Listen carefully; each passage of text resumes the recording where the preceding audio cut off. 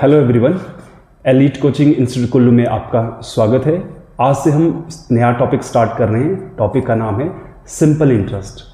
तो simple interest क्या होता है, ये अर्थमेटिक का एक बहुत ही इंपॉर्टेंट चैप्टर है। तो सिंपल इंटरेस्ट को समझने के लिए पहले हमें सबसे पहले इसके बेसिक फंडामेंटल्स को समझना ज़रूरी है। जैसे आपको मालूम है कि जो रुपीज़ है उसकी वैल्यू कभी भी कांस्टेंट नहीं रहती है। मतलब जो वैल्यू रुपीज़ की आज है, आफ्टर 2 ईयर 3 ईयर के बाद वो उसकी वैल्यू उतनी नहीं रहेगी। जो पूरा वर्ल्ड है, पूरी वर्ल्ड इकोनॉमी है, वो इसी कॉन्सेप्ट के ऊपर टिकी हुई है। तो सिंपल इंटरेस्ट को समझने के लिए सबसे पहला पॉइंट तो यही है कि हमें जो है, जो वैल्यू ऑफ मनी है वो फिक्स नहीं है। तो सिंपल इंटरेस्ट को कंटिन्यू करने के लिए पहले हमें उसके कीवर्ड्स को समझना ज़रूरी है कि भाई इंटरेस्ट क्या होता है।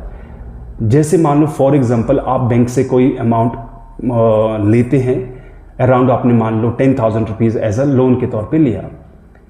After a fix period of time के बाद जो है वो पैसा अब आपको बैंक को वापस रिटर्न करना है। तो जब आप एक फिक्स पीरियड के बाद उस पैसे को जब वापस कर रहे होते हैं तो आपको 10,000 तो देना ही होता है, पैसा भी देना पड़ता है। जो आपने एक्स्ट्रा मनी पे की है उसी को हम इंटरेस्ट बोलते हैं। तो इस चैप्टर को समझने के लिए पहले इसके कीवर्ड्स को समझना ज़रूरी है कि क्वेश्चन के अंदर वर्डिंग में कौन कौन से कीवर्ड्स होते हैं। तो सबसे पहली बात आती है आपके पास, जब हम इनिशियल बोरो जो पैसा हम करते हैं, चाहे बैंक से लेते हैं या किसी पर्सन से उधार लेते हैं, उस इनिशियल बोरो को हमारे पास किस फॉर्म में लिख के दिया जाता है। इनिशियल बोरो को हम प्रिंसिपल बोलते हैं, या उसको अ सम बोलेंगे, या उसको कैपिटल बोला जाएगा। यहाँ तक क्लियर है। जो भी हम इनिशियल अमाउंट बोरो करते हैं बैंक से, उसको प्रिंसिपल, सम या कैपिटल के तौर पे आपके पास डिफाइन किया होता है, स्टेटमेंट में लिखा होता है। उसके बाद आती है बात, जो पैसा आप बैंक से ले रहे हैं और वो एक फिक्स पीरियड ऑफ टाइम के लिए यूज़ करने के लिए आपने उसको बैंक से उधार लिया एज अ लोन के तौर पे। अब वो एक फिक्स पीरियड जो होता है वो कहलाता है टाइम। और वो टाइम जो है वो ईयर्स में भी हो सकता है, वो मंथ्स में भी हो सकता है, ईयर्स एंड मंथ्स में भी हो सकता है, या मंथ्स एंड डे में भी हो सकता है। तो जो जितने टाइम के लिए वो पैसा आपने यूज़ करना है उस पीरियड को बोला जाता है टाइम। ठीक है। उसके बाद आती है बात आगे, जो आप जब पूरा पीरियड, टाइम पीरियड कंप्लीट हो जाता है, उसके बाद जो है आप क्या करते हैं, वो पूरा जो पैसा वो बैंक को वापस करते हैं जो आपने बैंक से उधार लिया था, और साथ में आप एक्स्ट्रा पैसा भी पे करते हैं। उस एक्स्ट्रा जो रीपे जो पैसा किया आपने, जो एक्स्ट्रा अमाउंट जो आपने पे किया, उसको बोला जाता है टोटल इंटरेस्ट। अब वो एक्स्ट्रा जो पेमेंट आप कर रहे हैं, एक्स्ट्रा अमाउंट जो आप दे रहे हैं, वो किस पे कैलकुलेट होता है, उसको बोलते हैं हम रेट ऑफ इंटरेस्ट है। ऑलवेज आपके पास किस फॉर्म में दिया जाता है, परसेंटेज में। वो नेचुरल नंबर में भी हो सकता है, वो फ्रैक्शन में भी हो सकता है, और वो डेसिमल में भी हो सकता है। और रेट ऑफ इंटरेस्ट की जब आपके पास कोई एक न्यूमेरिकल वैल्यू दी होती है, उसके बाद जो है हमेशा ये लिखा होगा, या पर एनम लिखा होगा, या हाफ ईयरली लिखा होगा, या क्वार्टरली लिखा होगा, या मंथली लिखा होगा। यहां तक आई होप क्लियर हो गया आपको।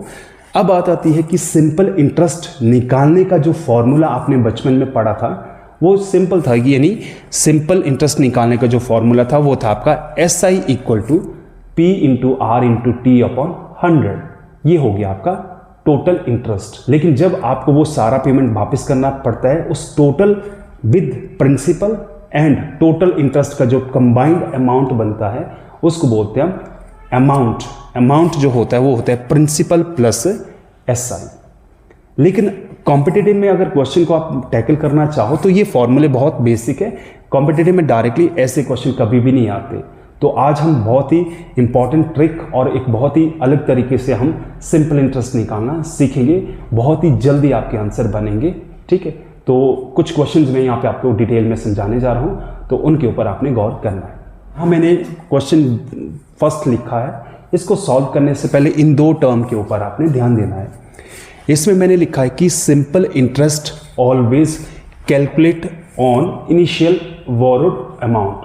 यानी सिंपल इंटरेस्ट हमेशा जो कैलकुलेट किया जाता है वो किया जाता है इनिशियली जो आपने पैसा बैंक से लोन पे उठाया उसके ऊपर ही इंटरेस्ट कैलकुलेट होता है हर साल। अगर हर साल प्रिंसिपल के ऊपर ही इंटरेस्ट कैलकुलेट किया जाएगा, इसका मतलब ये होता है कि simple interest of each year क्या होगा, सेम। ये दो लाइनें जो है बहुत ही इंपॉर्टेंट है एसआई के कॉन्सेप्ट को समझने के लिए। रिपीट कर रहा हूं, सिंपल इंटरेस्ट हमेशा प्रिंसिपल के ऊपर ही कैलकुलेट किया जाता है और हर साल का सिंपल इंटरेस्ट जो है वो बराबर होता है। यहां तक क्लियर है। अब हम इस क्वेश्चन नंबर 1 को समझते हैं। क्वेश्चन नंबर 1 मैंने सिंपल लिखा कि प्रिंसिपल मैंने आपके पास दिया है कि भाई 25,000 है और रेट जो है 6% पर एनम है और टाइमिंग जो है 4 ईयर है और आपको पूछा है कि SI ऑफ 4 ईयर कितना होगा। बेसिक क्वेश्चन, ठीक है। तो इसको सॉल्व करेंगे, जैसे फॉर्मूला तो SI का P into R into T upon 100, उससे हम नहीं करेंगे इसको अलग तरीके से करेंगे हम। इसको मैं दो तरीके से समझाता हूँ। सबसे पहला पॉइंट, जब आपको मालूम है कि भाई यहाँ पे हमारे पास क्या दिया है, SI पे क्वेश्चन बना हुआ है, तो रेट हमारा 6% है, एक साल में आपको 6% पैसा इंटरेस्ट पे करना पड़ रहा है, तो अगले साल भी 6% ही करना पड़ेगा और किसका, प्रिंसिपल का ही। तो इसका मतलब हर साल का इंटरेस्ट आपका फिक्स है 6%। तो 4 साल में कितना हो गया, 6% को 6 को कितनी बार ऐड करेंगे, 4 टाइम, तो वो होगा आपका 24%। इसका मतलब हुआ कि 4 साल का जो इंटरेस्ट है वो कितना बनेगा आपका, 24% ऑफ किसका, वो हो गया 25,000 का। अब इसको जब आपने सॉल्व किया तो SI 4 साल का बन जाएगा।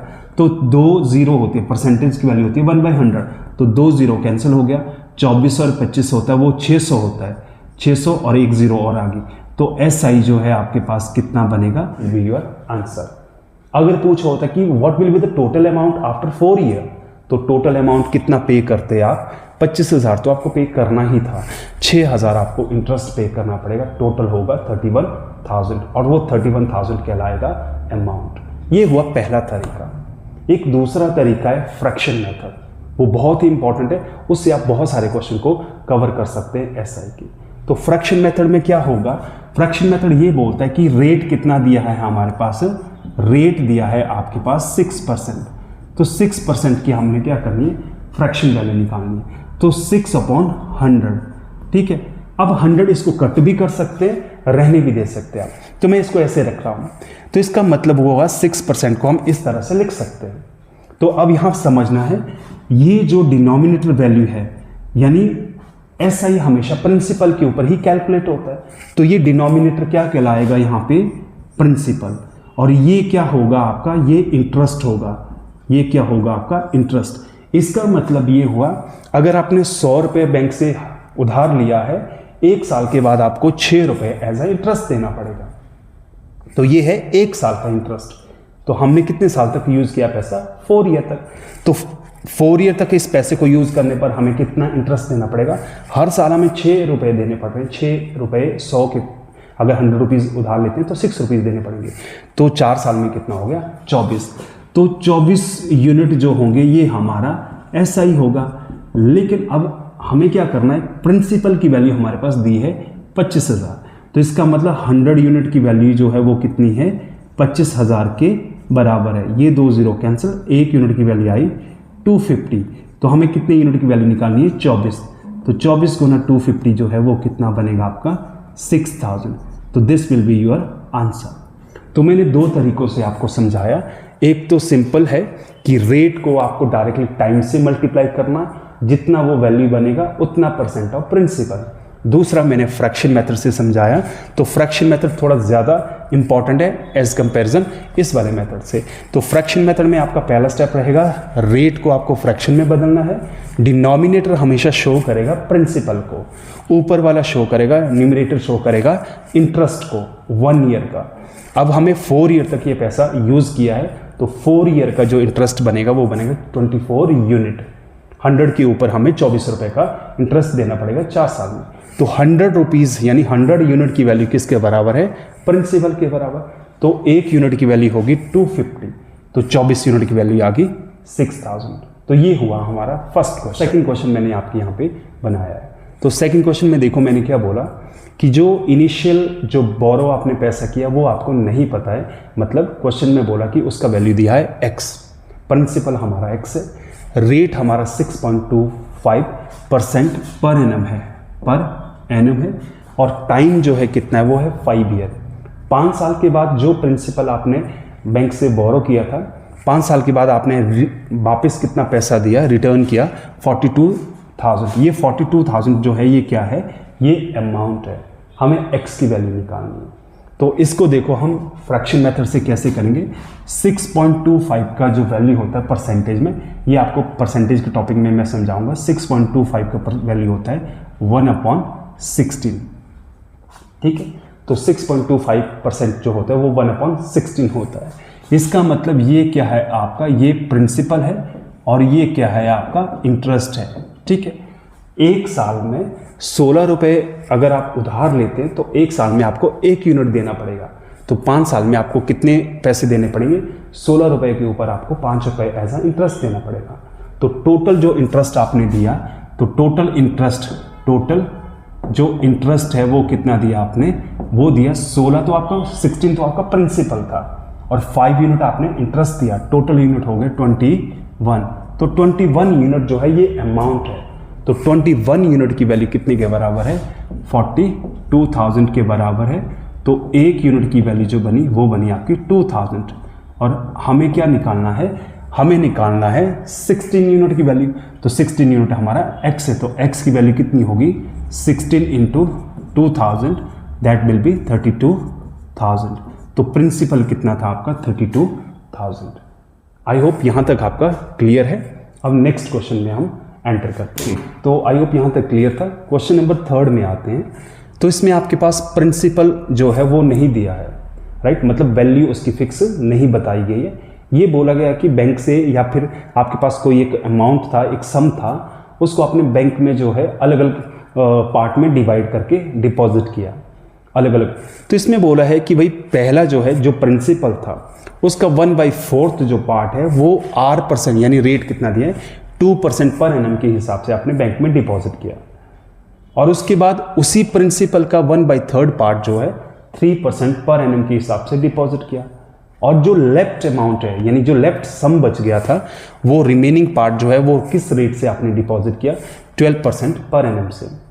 अब आपके पास गिवन क्या है कि टोटल इंटरेस्ट आफ्टर 1 ईयर जो मिल रहा है वो है 5,160 rupees. We should find out the principal. के पास कोई सम दिया है और उसका एक फिक्स वैल्यू नहीं दिया होगा और पार्ट्स में वो जो है अलग अलग स्कीमों में डिपॉजिट किया हो, तो उसके लिए क्या करना है, आपने डिनोमिनेटर का एलसीएम लेना है। 3 और 4 का एलसीएम कितना है, 12। तो हम कंसीडर कर सकते हैं कि प्रिंसिपल हमारा जो था वो था 12 रुपीज। ये मान के हम चल सकते हैं। कैसे आया 12, 3 और 4 का एलसीएम हो गया 12। अब इसमें स्टार्ट करते हैं। इस 12 रुपीज का 1/4 कितना हुआ, 3 रुपीज।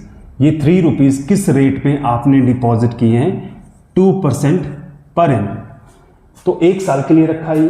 तो इसका मतलब 1 साल के बाद आपको इंटरेस्ट कितना मिलेगा, इस 3 का 2% मिलेगा। तो हम इसको डायरेक्टली लिख सकते हैं 6%, ठीक है, क्योंकि 2% ऑफ 3 कितना हुआ, 6%। अगला है आपका उसी प्रिंसिपल का 1/3 पार्ट। तो इसी प्रिंसिपल का 1/3 पार्ट कितना आया, 4। ये 4 रुपीज कितने रेट में हमने डिपॉजिट किया, 3%। तो इसके ऊपर इंटरेस्ट कितना मिलेगा, 1 साल का, 3% किसका, प्रिंसिपल का। तो इसको मैं लिख सकता हूं 12%। यहां तक क्लियर है।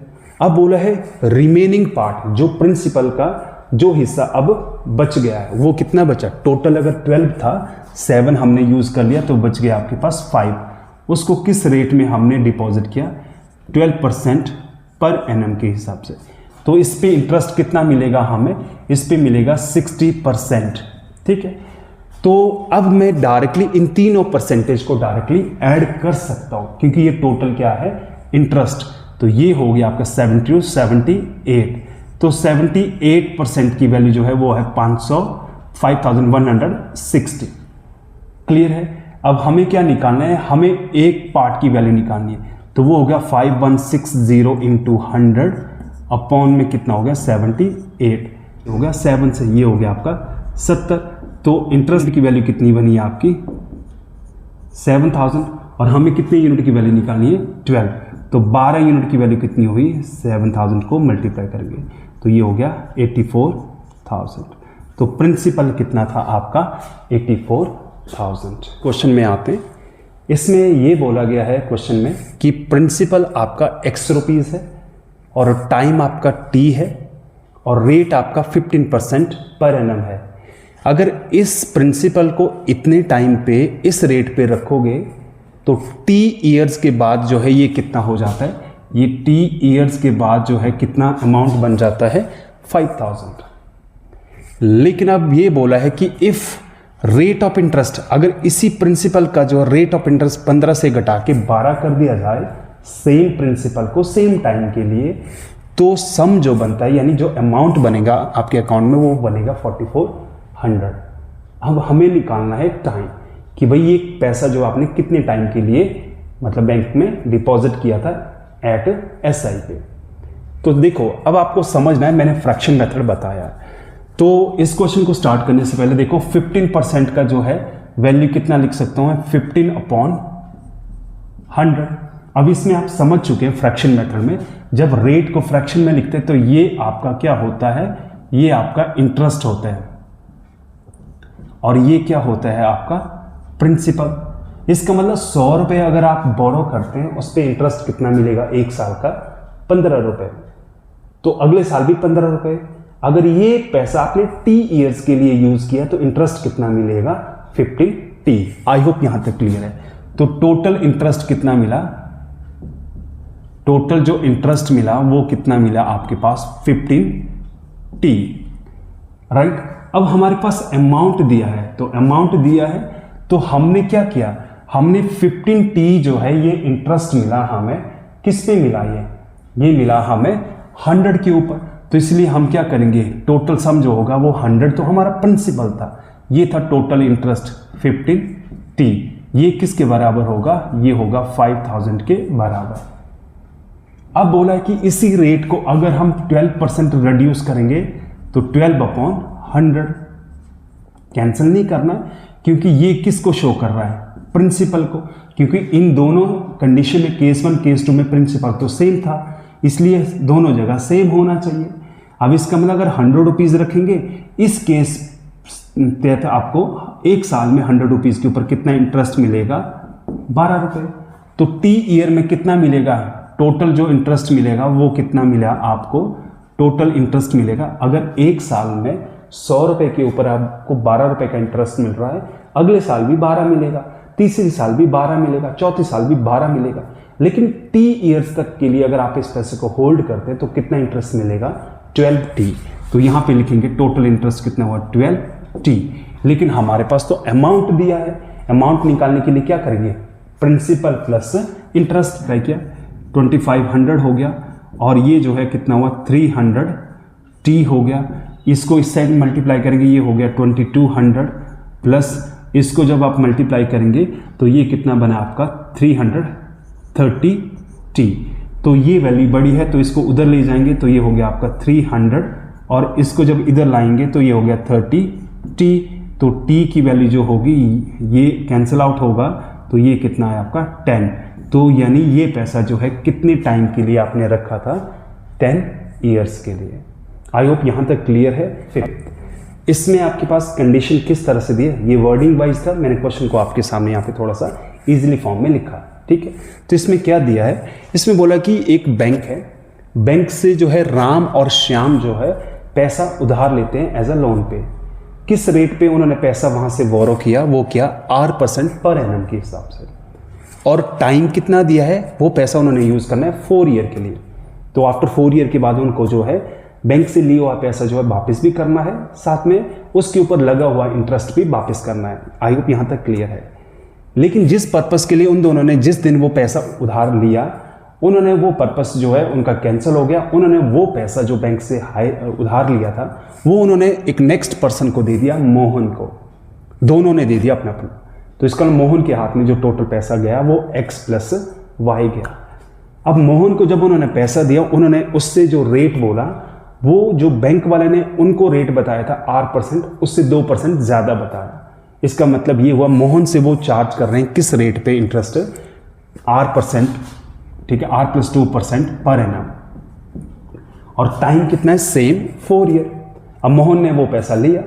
अब बात आती है कि एंड ऑफ द 4 ईयर, जब 4 साल खत्म हो गए, 4 साल के बाद अब मोहन को वापस करना है पैसा राम और श्याम को, तो उसको वापस करना पड़ेगा जो उसने उन दोनों से प्रिंसिपल लिया था, साथ में उसके ऊपर जो इंटरेस्ट बनता था वो भी देना पड़ेगा। जैसे ही राम और श्याम के हाथ में वो पैसा आता है, वो उस पैसे को बैंक में देते हैं, जो प्रिंसिपल है वो वापस लौटाते हैं, और बैंक को जितना उनको इंटरेस्ट देना था वो भी उन्होंने दिया। लेकिन इस पूरे सिनेरियो में क्या हुआ, at the end of the 4 year Ram get 400 more than Shyam as a profit. तो राम के हाथ में जो है 400 ज्यादा मिल रहे हैं किससे, श्याम से। तो फाइंड क्या करना है, difference between x and y, यानी x माइनस वाई कितना है। आई होप क्वेश्चन क्लियर हो गया। अब इसका सोल्यूशन देखो। सोल्यूशन ये है, क्योंकि सारा जो केस है वो SI के पॉइंट ऑफ से है। अब इसको वर्बली में थोड़ा सा समझाने की कोशिश कर रहा हूं। जैसे राम और श्याम ने बैंक से जो पैसा लिया वो सीधा मोहन के हाथ में गया, मोहन ने उसको 4 साल के लिए यूज किया। 4 साल के बाद जो इंटरेस्ट देना है मोहन को, तो इंटरेस्ट कितना देगा मोहन, इंटरेस्ट देगा किसको, राम को देगा, कौन, मोहन। कितना देगा, वो देगा ये, यानी R+2% देगा ना वो 1 साल का, तो 4 साल का कितना इंटरेस्ट देगा वो 4R, यानी ये इंटरेस्ट किसके पास गया, ये है जो राम को इंटरेस्ट मिला, किससे, मोहन से। प्रिंसिपल तो देना ही पड़ना था मोहन को। उसके बाद है इंटरेस्ट जो है किसको मिला, श्याम को जो मिला, वो कितना मिल रहा है, वो मिलेगा 4 ईयर का R+2% ऑफ किसका, ये इंटरेस्ट है ना, ये किसका, यहां पे मिलना था x का, यहां मिलना था y का। आई होप यहां तक क्लियर है। अब जब ये इंटरेस्ट मिला, टोटल इंटरेस्ट मिला राम और श्याम को, इसमें से राम ने कितना इंटरेस्ट देना पड़ेगा, 1 साल का R% देना पड़ेगा बैंक को। तो 4 साल में कितना दिया उसने, 4R। तो 4R चला जाएगा बैंक को, तो राम के हाथ में कितना बचेगा, सिर्फ 8% ऑफ x, ये बचेगा राम के हाथ में as a profit. I hope यहां तक क्लियर है। अब बात आती है श्याम की। तो श्याम को जो है कितना मिलेगा 4 साल में, 4R+8R% ऑफ y। तो उसमें से 4R जो है बैंक को देने पड़ेंगे, तो श्याम के हाथ में कितना बचेगा, 8% ऑफ y। अब यहां पे मेंशन किया कि and of the 4 year Ram को मिलने वाला जो इंटरेस्ट है वो ज्यादा है किससे, श्याम से। इसका मतलब ये बड़ा है, ये छोटा है, इसलिए आपके पास क्या बनेगा, 8% ऑफ x माइनस 8% ऑफ किसका, y। वो किसके बराबर होगा, वो होगा आपके पास 400। हमें x माइनस वाई निकालना था। इन दोनों में कॉमन क्या है, 8 भी कॉमन है, परसेंटेज भी कॉमन है, अंदर रह गया x माइनस वाई, और ये हो गया आपका 4000। अब 8 इसके डिनोमिनेटर में आएगा तो ये कैंसिल हो जाएगा 50, और x माइनस वाई कितना बना, परसेंटेज की वैल्यू होगी 1/100, 100 जाएगा उधर, तो वो होगा आपका 5000। इसका मतलब ये हुआ राम ने जो है श्याम से ज्यादा पैसा बैंक से बोरो किया था, कितना ज्यादा, 5000। तो आई होप यहां तक क्लियर है। नेक्स्ट जो SI का क्वेश्चन है उसकी जो कंडीशन है वो किस तरह से बना के दी आपके पास, इन्होंने बोला कि आपके पास 24,000 आपके पास प्रिंसिपल था, और वो प्रिंसिपल आपने 2 अलग अलग स्कीमों में इन्वेस्ट किया। ए स्कीम जो आपको ऑफर कर रही है वो कर रही है 10% per annum at SI for 2 years के लिए आपने वो पैसा रखा। ये स्कीम आपका 20% पर एनम के हिसाब से आपको इंटरेस्ट पे करेगी, मतलब क्रेडिट करेगी। टाइम कितने के लिए, 2 साल के लिए। Eight the end of 2 year, and of the 2 year के बाद जो है टोटल इंटरेस्ट मिल रहा है आपको 5600 रुपीज। तो हमें प्रिंसिपल का रेशियो निकालना, find ratio of principal of A and B. अब इस क्वेश्चन को कैसे सॉल्व करना है, इस क्वेश्चन को जो सबसे शॉर्टेस्ट वे है वो है आपका एलिगेशन मेथड।